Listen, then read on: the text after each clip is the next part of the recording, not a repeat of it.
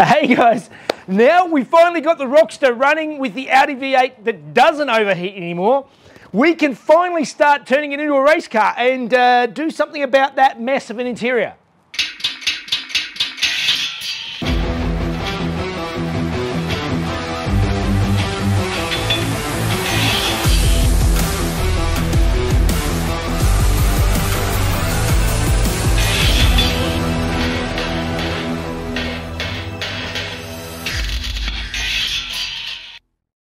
Alright guys, welcome back, and those who've been following this build along will have seen that I've been pulling my hair out for a long time on this build, trying to get it to run properly with the Audi V8 swap, and it's finally done. It finally runs properly, it doesn't overheat. I got that stuff sorted so we can start doing some more of the fun stuff that's been sitting in the wings for months and months. If you missed it, I'll put a link up above so you can catch up, and do subscribe and hit the that like button. All of that stuff makes a difference to the channel.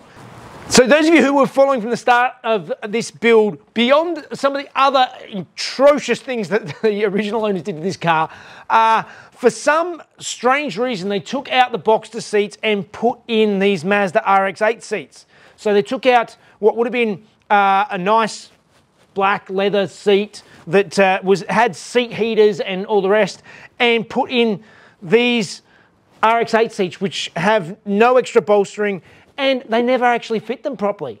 They didn't actually fit the car. They just had, there were 2 bolts in the driver's seat and there was 1 bolt in the passenger seat, and they were not bolted in properly at all. So today, I thought it's time to get rid of these completely and start turning it into more of a race car.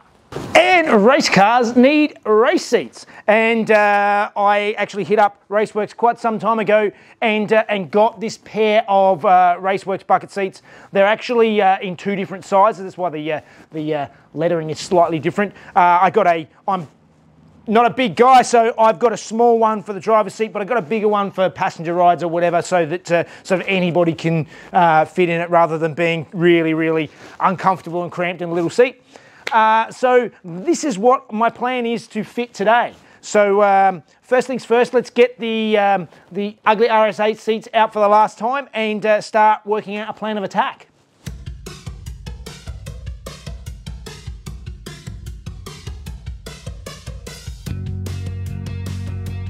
Now, of course, to mount the seats in the car, I need rails. Now, I've got the Raceworks mounts, which I can potentially just bolt down to the floor of the car, but I still want the driver's seat adjustable so that other people can drive it. And so I've got the Raceworks rails, but I need the actual sliders, which I think I'm going to actually cut off of the RX-8 seats and use them on the Raceworks seats.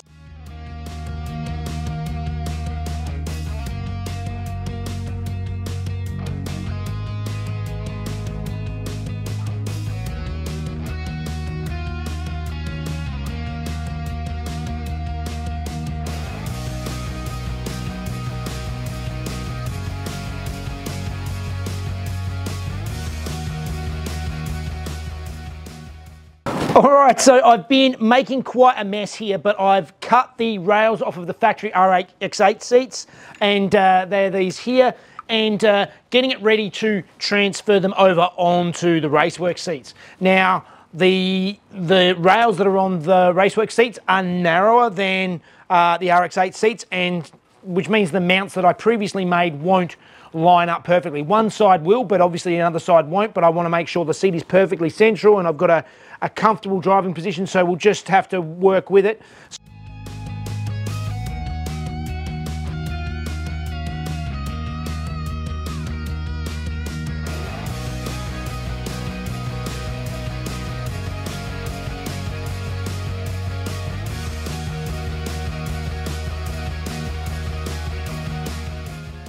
All right, so I spent a bit of time making my old bracket work with the current seats. So this is one I mocked up to make the the RX-8 seats slightly safer. So they actually had multiple bolt holes in them. It's definitely not pretty, but it's nice and solid, so it should do the job, and I'll feel comfortable in the seat. As I said, I kept one bolt hole. I managed to keep that and have the seat in the right spot, and I just had to move the other side. And now I'm going to bolt it in, and then I'm going to work out what I'm going to do to make the back work.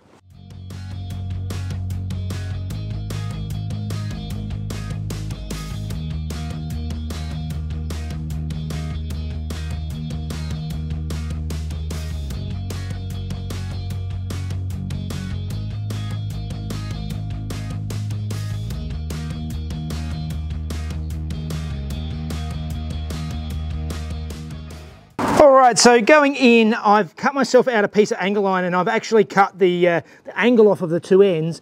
You can just see a little hint of where the bolt is on this side, and it's actually not lined up on the other side. What I'm going to do is I'm going to get it in place, drill the hole so that it bolts to the floor, and then weld it to the bottom of the seat front brackets, and make this seat nice and solid and safe.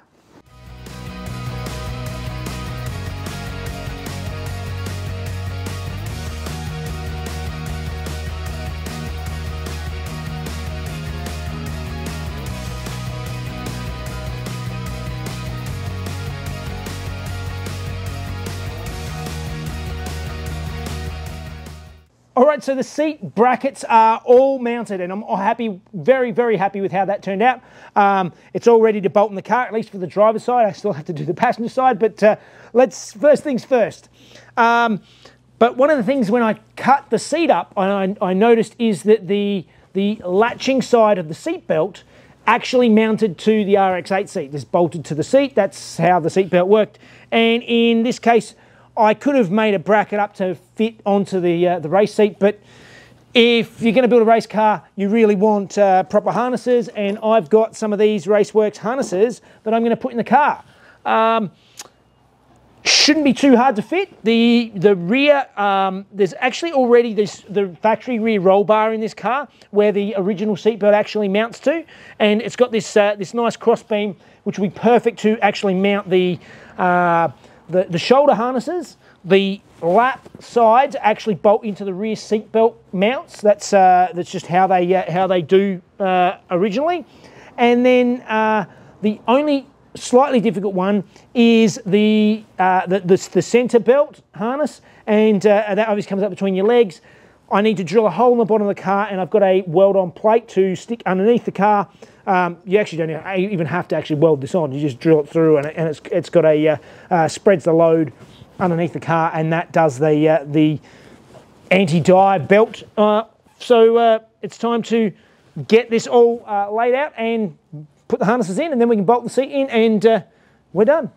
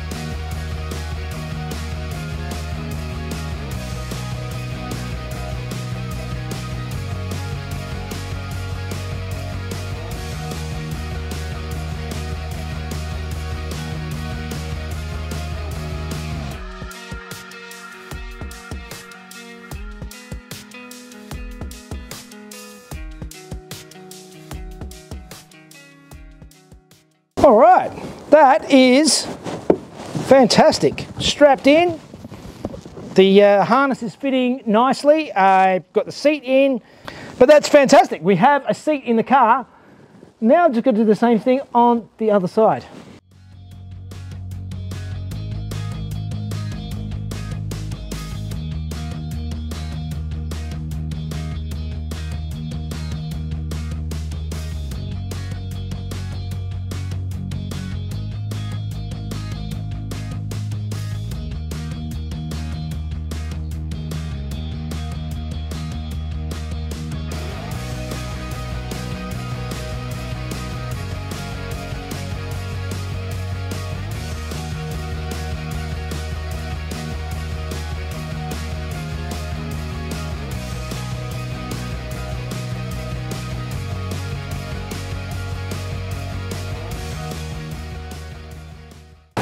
All right, and now we have the passenger seat in. So I made the rails for the back, and I fitted the harness, and I actually just on this the lower crossbar at the front, I just screwed in the fire extinguisher. So we are all harnessed up and race seated up, ready to actually make this thing something a little bit more comfortable for the track.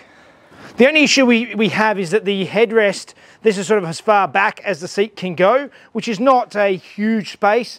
I could potentially tilt the seat forward even more. I can't go any lower on the rear because of the rails. But at least with this, if I tilt it up more, the only issue is that it may touch the roof. So we'll have a play around and see how that goes. But in any case, that is looking like a pretty decent race car interior.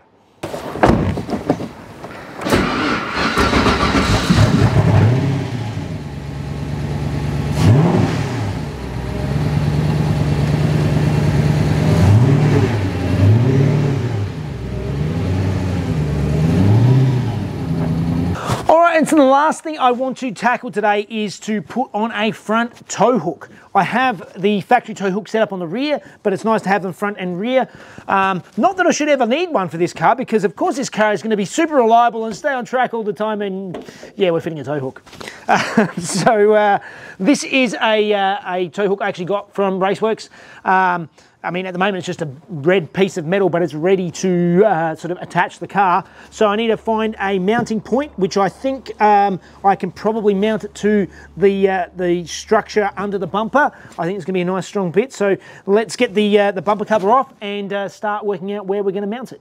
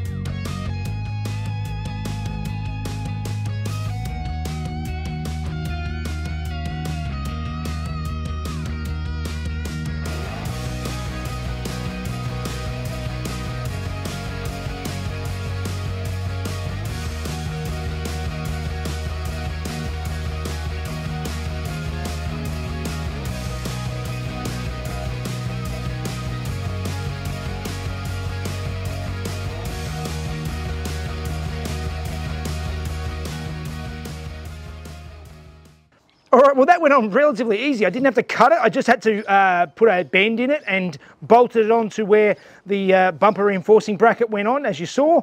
And quite simple. And the bumper's gone back on. I thought it might, because it spaced it out a bit further, it would be an issue, but it's not.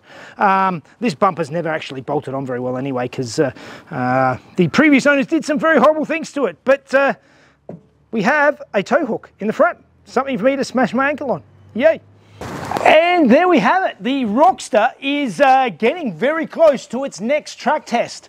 There's a few little tiny bits and pieces I need to sort out before I get back there. I have some suspension to have a look at. I have some wheels and tyres, and yeah, there's still a few bits and pieces, but I am very happy with the progress, and hopefully we can tidy up the looks of it at some stage as well.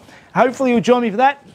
As always, if you need any parts for any of your Porsches, make sure you compare prices at PorschePartsByJeff.com first, and do all the things like subscribe, join us on Patreon to watch the videos a day before everybody else, and I'll see you on the next one. See you guys.